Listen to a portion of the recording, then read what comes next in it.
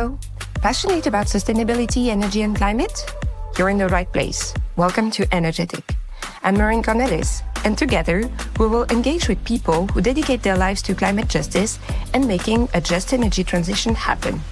They may be activists, scientists, policymakers, or other enthusiasts, just like you.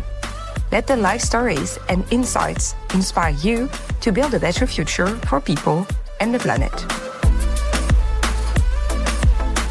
Today, I have the pleasure of welcoming Olivia Sicurani, who is the head of innovation at Sympower, a company leading the charge in unlocking the power of flexibility to transition to a renewable energy system. With over a decade of experience in the energy sector, Olivia has helped international tech startups and scale-ups navigate the challenges of growth and sustainability. She brings a unique blend of technical expertise and strategic thinking to the table, making complex energy challenges accessible and actionable. She's a trained engineer and also a seasoned leader, and Olivia is absolutely passionate about creating solutions that empower industries, communities, and teams to embrace a sustainable energy future. Olivia, welcome to the show. Thanks, Ryan. Thanks for having me. I'm really excited because it's actually the first time I have an aggregator around the table. So you will be explaining us all about aggregators. But first, let's start with you and your journey. So you are a trained engineer. You didn't start with the energy sector, right? What first sparked your interest in this field? Yeah, so I would say that it all started when I watched an Inconvenient Truths back in 2006. So that's actually a long time ago. From that moment onward, I really knew I wanted to do something related to climate change. I think with my background, you need to pick your battle, right? And I think the energy transition is something that appealed to me quite early on with the background I have, engineering, and also, during my university, I specialized in the energy sector. It was a natural fight to pick. And indeed, so I joined Sympower 7 years ago, but before that, I worked 4 years in non-energy per se related, but also because I was really driven to learn from a successful startup. What I see in the energy, like in the energy sector, like a lot of sectors, there are a lot of incumbents, and what you need is disruption to really bring the transition forward. So I always wanted to, disrupt that, and you do that in, startup and scale up, I think.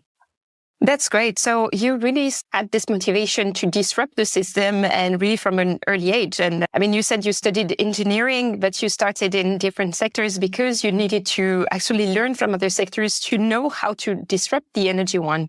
And it's quite fascinating because you took a detour to actually strengthen your skills, right?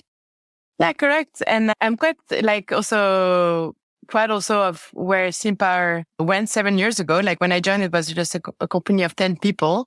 And now we're around 220. So I did think, of course, it was not at all only because of me, but I think with the experience I could bring, I did help the company grow and reach that stage. Yeah, tell me more about Sympower because, so it's about 7 years old. So it was, you joined it about 7 years ago. It's an aggregator. It's one of those companies that challenges, that disrupts the system. But really, what is an aggregator? Because, I've been in the field for quite some time, and for many years, the aggregators were kind of a very mysterious beast. And now we see them more and more. And so first, what is Sympower? Why is it disruptive? And then we'll go to why do we actually need aggregators in the energy sector? Yeah, I think it's a good question. And I think maybe before I try to explain in a more high level, and I think that's also one of the reasons I joined Sympower in the first place. Like what I really like about the role we play in the transition is the fact that we really help the electricity system be ready for a future which only have renewable as a supply. So we actually not the electricity grid, but we help them, which is the backbone of their system, be ready. So it really feels like being a spider in the web. And to explain a bit better what the aggregator is, I'll share maybe the challenge of moving to a fully renewable system. So the main challenge is that actually we need to move away from these fossil fuel power plants we've been relying on for so long. Too long, probably. Yeah. And move to renewable supply. And one of the big challenges with electricity is that you can't store it. So everything you produce, you should consume it. And the key to do that is flexibility. So having this wiggle room so that if you have too much supply or not enough, you can adjust the supply. So we've been adjusting the supply so far. So basically burning more fossil fuel if we needed it. But with generation based on wind and solar, we need to be smarter about it. Like we need flexibility coming elsewhere than power plants. That's basically what we're doing by aggregating flexibility coming from distributed assets. So assets everywhere on the grid, which have the flexibility, the wiggle room to adjust the consumption whenever it's needed to balance the grids. So what kind of assets are you talking about? Is it more about the various, let's say, the solar power installed on our roofs? Is it about big, large-scale capacity? What size are we talking about? So what Sympower has been focusing on is on the larger consumers, especially industries that have assets. You can think about the light of greenhouses. You can think about electric boilers, furnaces for heavier industries. But in practice, it can be all kind of distributed assets. So also indeed rooftop solar, which you could also curtail. So reduce the production of batteries, electric cars. There's a lot of flexibility on the distributed side of things. We had a few conversations already on energetic about the potential of flexibility and why we actually need it. I would like to refer to a super interesting episode last year with Louis Sunderland and Sophie Yule-Bennett really on how to make sustainability work for everyone, because there is this kind of big challenge. And now I can see you nod. I mean, you're more about balancing different assets. So if I can reformulate about really making sure that supply and demand actually match and that electricity is consumed when it's produced and the other way around, right? When we produce electricity, we get our assets to consume it. Whereas before it was only, let's say, top-down conversation. Now it has to be about really responding, making sure both sides respond to each other. And that's why we call demand response, right? So the thing is, in energetic, we've had a lot of people talking about the policy side, but it's really cool to have somebody from the technical side who can explain a little bit more. So you mentioned some great examples like greenhouses. You are based in Holland and your business started in Holland, and you've started like a Sympower. It has started in the Dutch ecosystem. So what have you noticed over the years, and why do you think the sector has grown so much? And I mean, the company headcount has also increased so much in the past years. So what have been like the breakthrough? Yeah. One small correction. The headquarters based in Amsterdam in the Netherlands, but we actually started commercially in Finland. And oh, wow. It's also because the regulation were actually more favorable and the market conditions. And so one small detail, but like crucial detail I didn't share yet, is that by providing flexibility with lights of greenhouses or other assets, you actually get paid by the grid operator. So I think what made us successful is having this first launch in Finland with a lot of industries. So greenhouses, like one vertical we're very strong in, with a very strong business case of the fact that demand response works technically and can deliver the same service to the grid as a large power plant. We now have like 2 gigawatts of flexibility in our portfolio.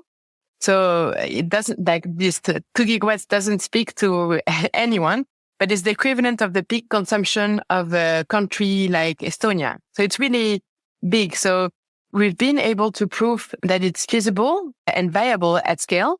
And we've been expanding to other countries. And there are still challenges, I think, related to regulation to scale this in every other countries in Europe. But if the conditions and regulations are there, it can really have a big impact. I don't know if I answered completely your question. No. But I think it's really interesting that what you said about the fact that the flexibility gets actually paid, and that there is a value in the fact that you don't consume electricity at a certain moment, and somehow it's one of those maybe keys that haven't been explored so much so far, right? So can you explain a little bit more why these, let's say, flexible assets are paid or compensated for being there? Because I'm thinking now of, let's say, smaller scale solutions, or maybe communities or villages that are going into, let's say, energy community business models, etc. They may not understand that if they also implement some form of flexibility, maybe they could also be compensated for that, and that would be another source of revenue, right? So anyway, why should we get paid when we consume electricity more flexibly? Yeah, because it's needed. So like the grid operators, they need to have, so they don't own any asset themselves, and they're responsible to make sure that there is always this perfect balance between what is supplied and what is consumed at all time. So they have this mechanism and market where they actually pay companies. And so for decades, they've been paying power plants to be on standby just in case there might be this imbalance, and to have them increase or decrease their production. So similarly, what we provide is also called sometimes a virtual power plant. There's actually nothing virtual about it. It is a distributed power plant. But so we provide the same service as a power plant, but the difference is that we do that with a lot of assets and adjust. And you're completely right. I think a big element of our sales work is to educate our customers, being industries, explaining how it works, explaining that they can actually get paid. And when they finally get it, it's like, it's a mind change. They're like, oh, wait, you're not actually selling me something. You're paying me for not changing much of what I'm already doing now. It is the real education work that needs to happen on top of, regulation changes. And I must say that Sympower has been under my radar, because I think that your company communicates really well. You did some communications about flexibility for children. How do you explain that? And I found it really cool and informative. And also in this kind of, okay, we need to make sure more people know what it's about. And you've made a real effort. And I must say, I really appreciate that. So it seems to be that communicating and your mission and your solutions being completely at the center of what you do, right? I see you nod again. So but it was not always the case, of course. So you are leading, let's say, the innovation bit. Has there been innovation on this side too? I'll come to the innovation piece in a bit. I do think that a big change I've seen in, at least, in the countries we're active in, is a better understanding and a better sense of urgency since the energy crisis in 2021. Plus, also, especially in the Netherlands, a lot of issues around congestion. Like, this has really come to everyone's newspaper, it's making headlines that if you want to increase, your grid connection or add a new grid connection because you want to add charging points for your EV, or you actually need to wait 2 years. So I think this sort of crisis or bottlenecks make what we do, I think, more relevant and more urgent. And that also, I noticed, really help us making what we do more mainstream. And also having those services being brought up to residential or B2C customers. You also see, especially I think in the Netherlands, but also in the Nordics, more and more energy suppliers, newcomers, providing more transparency to their customers, showcasing that you can also have dynamic prices, not a fixed fee, and you can benefit from it. So I think this idea of gaining value with the flexibility you have is reaching more and more people. And I think that's in our benefit. That's really, really cool. And and it's all about 2025. It's about making sure everyone gets to enjoy the benefits of this energy transition that we've been building. And as you said, you're a disruptor. And I mean, you have this particular role within a disruptive company to be head of innovation. So how do you keep on being disruptive? Tell me your secret sauce, because energetic is all about inspiration, right? Yes, that's also what I love, being, this spider on the web type of company, is because you're very close to a lot of changes that are happening in the sector.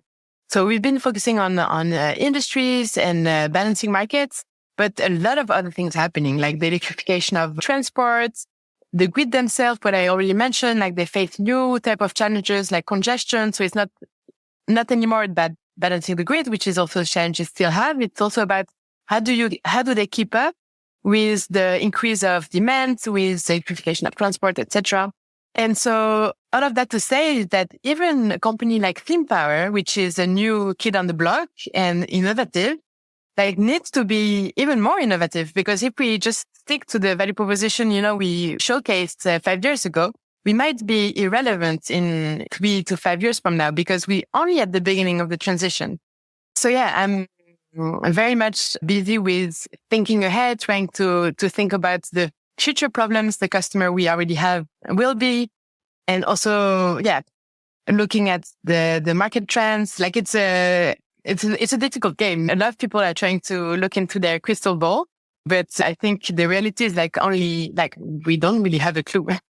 So it's important to keep this agility, and that's what I'm trying to set up with my small team is how do we keep our ears open and are able to test things really fast with time. Yeah. And are there any orientation, any action, in any points you will be testing in 2025? And that's, of course, you can share, because I won't steal your company secrets, but what are you planning on addressing this year? Yeah, so a couple of things are top of mind. One is for industry. So the existing customers we are working with is a focus on how can we deepen our services for them. Like those industries are facing new challenges, like prices being more volatile. So trying to help them with the flexible assets, not to help the grid, but help themselves. Like how can they maybe save on cost, have more self-production? So this theme of how can we provide value behind the meter for customers is one important theme. Second one is looking at renewable as a new type of customers. They're already a massive elements on the energy mix, and we're only at the start. So I think the question is how can we, develop new value proposition for this customer is an important one. Yeah. So when you say renewables, it's more like solar parks and things like that? Exactly. So, and especially like this, so independent power producer and basically the new energy, like not the new energy, the energy suppliers having like a lot of renewable parks. Basically, in the renewable space, we're moving more and more away from subsidies and guaranteed revenues to having them also exposed to market, like electricity prices being volatile. So there is a gap and a need for those players to be smarter about how they manage their renewable assets. Yeah. Yeah, and it's quite interesting because earlier you mentioned the regulation, and the regulation has evolved a lot in this direction with the Fit for 55 package in Europe. Really, because Europe realized quite suddenly how exposed we were to the Russian gas and especially the volatility of the prices. So there is this kind of really big discussion to make sure that people actually that we can, when electricity comes from renewable sources, it's actually cheaper to use, and that reflects at all level, right? So you also need to respond to this kind of new constraints, and you've been like putting your ears everywhere to make sure that you are part of the conversation, right? Exactly. And I think, so there is a big push to have more renewable, but it's also challenging it also brings challenges. And I think that's, where there is opportunity to innovate. But what you see, so for example, a country like Greece, they're facing also oversupply of solar. I think they realized a couple of years ago that they had actually a lot of sun, and they built like massive capacity of renewable. And now, but the demand of electricity didn't follow. So now they're in a situation where most of the time, from spring to summer, they produce way more electricity from sun than what they consume. And that's led to new regulation that have been launched also super fast, forcing renewable parks like PV parks to actually curtail, so like reduce their production at the peak solar hours. And of course, it's not something you want. No, it sounds absurd. But I've also seen that Greece has reversed their, let's say, off-peak tariff to be in the middle of the day and no longer in the middle of the night, so that people would actually launch their washing machine in the middle of the day instead of the middle of the night. and use electricity when it's abundant. So I mean, and it makes a lot of sense also to, for instance, when charging your car, or if you have this, it remains a restricted number of people, but more and more people are also equipped, for instance, with the air conditioning systems or heat pumps. And that makes more sense to use them during the day when there is a lot of electricity, right? So that's pretty... Demand response at its best.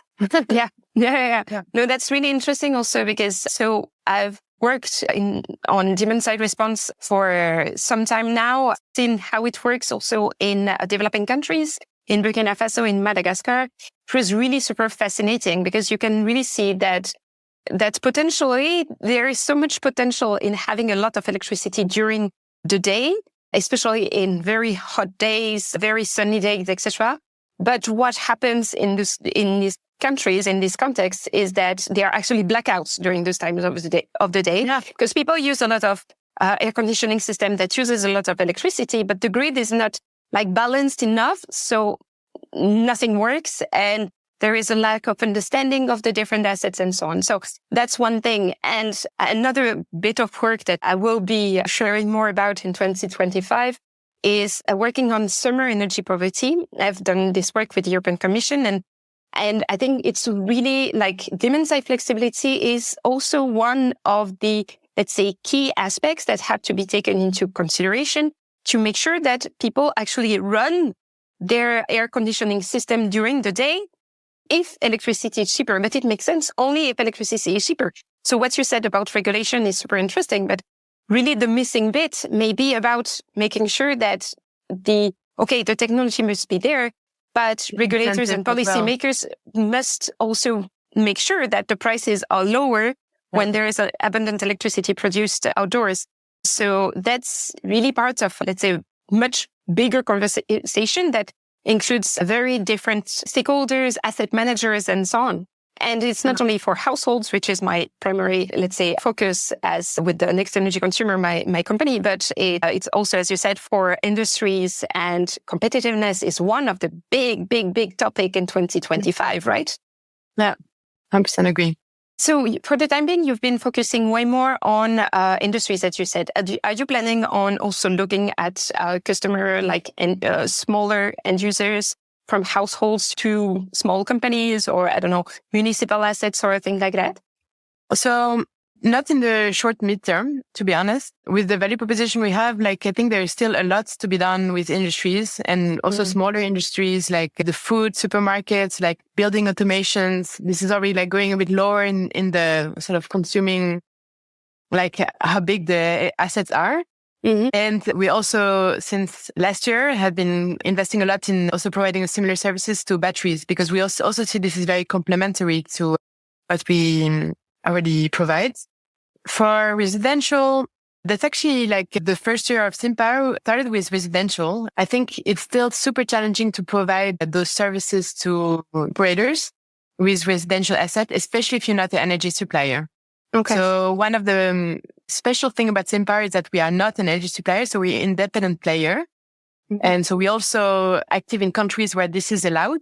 In a lot of countries in Europe, it's still not allowed to play as an independent player. You need to be an energy supplier. And that remains a challenge for us to act on the residential level. Okay. Wow. Oh, I didn't know that. And I mean, it makes a lot of sense, and it's really interesting. So I'll have to interview you in a couple of years or so to know how that bit evolves. Let's go back to the example you mentioned, like a supermarket or so on. How would you monitor, manage their assets? Because everybody knows a supermarket. It has a lot of fridges. They need to be powered on 24/7. There is a lot of artificial lighting. Maybe some ovens, I don't know. So what would you do? Because you can't switch the lights. You can switch off the lights, but you can't switch off the fridge, right? So how would you manage that? Yeah, so actually, the way we work is we start with what we call a flex scan. And it's basically the scanning how much flexibility there is at a customer. So in the example of supermarket, we would indeed look at, what are the different assets that consume throughout the day and throughout the week, and how flexible they are. So you directly said they're not flexible, but actually, if you look at a cooling system or freezer for a supermarket, if you do switch off the system for 1 or 2 hours, it won't impact the temperature. Like maybe the 1 degree will change, but that is still the range which is acceptable. So you actually have a flexibility for those systems to be switched off for up to 2 hours, let's say. And then it also means that the rest of the time when you consume, you're still available for the grid. So you're getting paid for being available. And if they need it, you can still switch it up for 2 hours. So there is actually flexibility to be unlocked. So after this flex scan, what we do is we identify how much flexibility there is, which assets, what are the constraints. And then we also assess how much money can they make with this. And if this is interesting, we send a contract and basically we install our hardware unless the customer is able to communicate via API, but not a lot are able to. So we install our hardware to basically know in real time how much they consume and also being able to control them when the grid needs it. So basically this hardware is connected to a platform and this platform is connected to the grid. So we are able to switch them off when the grid needs it and switch them back on when it's over. So it feels like you are the pilot or the captain of their ship, of their energy ship, and from there are some moments where they can just go with the current, and some others where they actually need a little more power, and you're behind. That's really, really super fascinating. But Olivia, there is also a discussion we need to have. a very difficult one. No, I'm kidding, of course. But I mean, you are one of the few women in leadership position with an engineering background in the energy sector. So tell me more about your experience. I see you smile. It looks like Sympower didn't give you such a hard time, but yeah, you are a role model for many, many young women. Are you aware of that? Yeah, thanks. I hope I am. Like for me, it's a bit the story of my life. Like I have 3 brothers. I went to engineering school. Like I've always been surrounded by men, I think, in my life. During my studies, I think there are only 15% of girls. And for sure, the energy sector is super masculine. Like the number of times I went to an event and I was the only woman surrounded by white male suit up. So I think it never bothered me. I'm also happy to be that person. And like, I do want to be like, maybe I'm the only woman, but like, I'm going to make myself heard. Like I never found it a problem. However, I do feel I want to indeed inspire more women to be in that space, and not only energy. I think, be more in the beta or engineering role. Yeah. And you started in finance, right? It's also a very masculine sector. In fintech, it was, quite masculine as well, indeed. So you're not afraid of this challenge and paving the way for others. I mean, that's great. And I feel that 2025 is one we need to keep on having this conversation. And that's, as my guest in the last episode of 2024 said, and Agombo, it's a scandal. We need to still have the conversation. But it's at the same time, all the women I ask this question are like, I want to talk about it. I want to talk about it because I still see something that I don't like. And just being the only woman in the room, it's something that I don't like, you don't like, and that we need to do something. So we still need to be vocal about it, right? And things are changing. Maybe in startups like yours, things are even like great examples and so on. And I mean, it's now also your time to brag, maybe to attract some female talents among your team, right? So it's also about fostering the right climate, and having women like you at really at the head of the organization can also help. Of course. But let's think about the future, because we are reaching the end of this episode. So what kind of lessons have you learned about really driving sustainable innovation? Because I can see that you are very, very positive and very optimistic too. But are there any drawbacks you would like to reflect on, or maybe some lessons that you have learned from these drawbacks?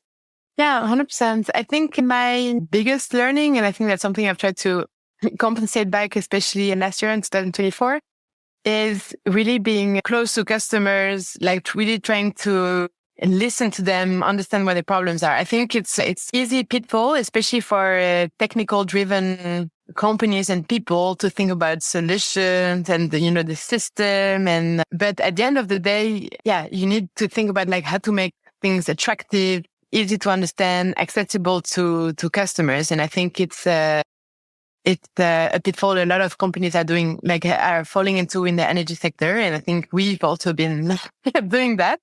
But that's definitely, I think critical for success in the space. Okay. And what are your hopes and expectations for 2025? It can be professional or personal as well. I think I would love professionally to, fail a lot actually and be able to pivot. So, end up with success. So like having, a new value proposition we actually want to invest in, but reach that when we have failed a lot, learned a lot and pivoted. I love this way of defining innovation. Like the innovation is about trying and failing a lot and starting again with the smile on your face, right? Exactly. I love that. Thank you so much for your time, Olivia. It's been really super insightful and all the best to you and to Sympower team for this new year. Thanks, Marianne. Thanks for having me.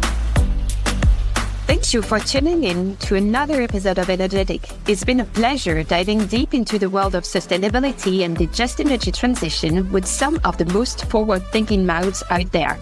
I'm Maureen Cornelis, your host from policy consultancy Next Energy Consumer, and it's been an incredible journey growing this podcast together with you, our knowledgeable and passionate listeners.